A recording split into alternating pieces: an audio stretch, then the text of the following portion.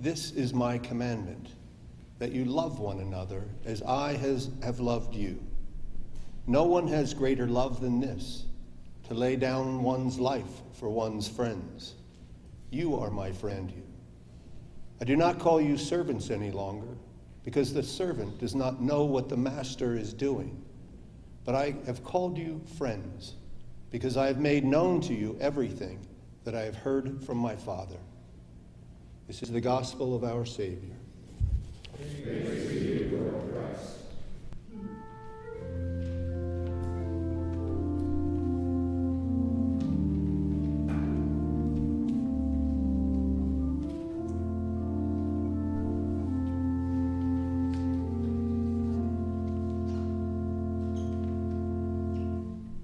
Please be seated.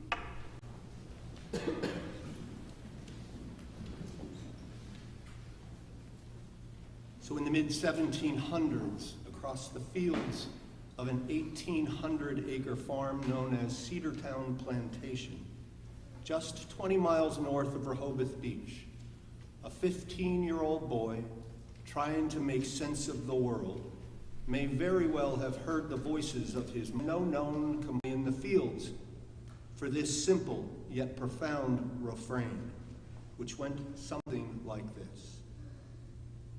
Over my head, I hear music in the air.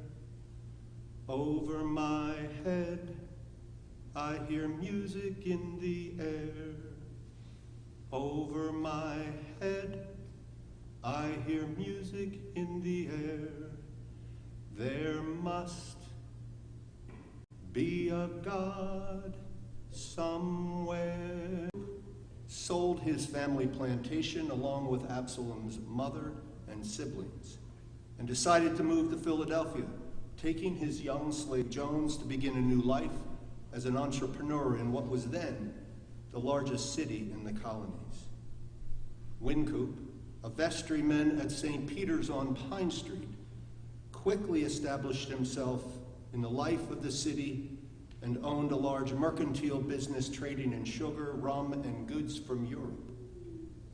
Parenthetically, when going through the history of Absalom Jones, struck by the fact that leaders in the church also participated in slavery, I widened my research to discover that in the 1780 slave register, 8 vestry members and the rector of this church were slave owners. There must be a God somewhere. While Absalom Jones worked as a slave in Wynkoop's business, he was granted permission to receive some education from a Quaker school and was permitted to work odd jobs for money after he completed his daily tasks. In 1770, with the permission from his owner, Jones was allowed to marry a slave woman named Mary Thomas, which was officiated by the rector at Christ Church. And with the help of Quaker support and Absalom's father-in-law, Jones secured the funds necessary to purchase freedom, not for himself, but for his wife. Wynkoop refused to allow Absalom to buy his own freedom.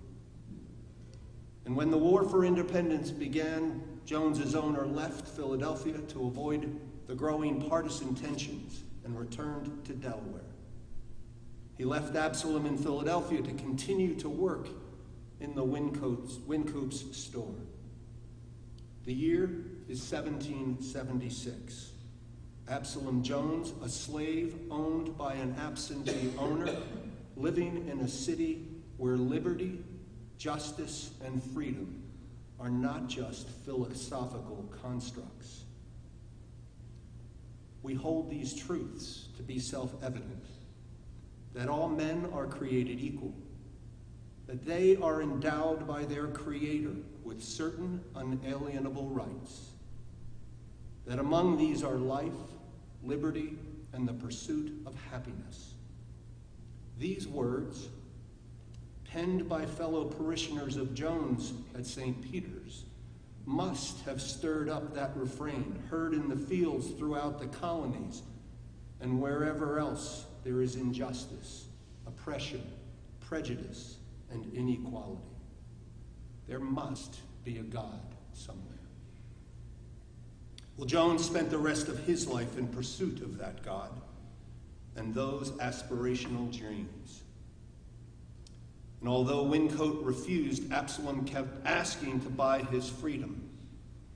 Absalom persisted because Wyncote could take his money and his property.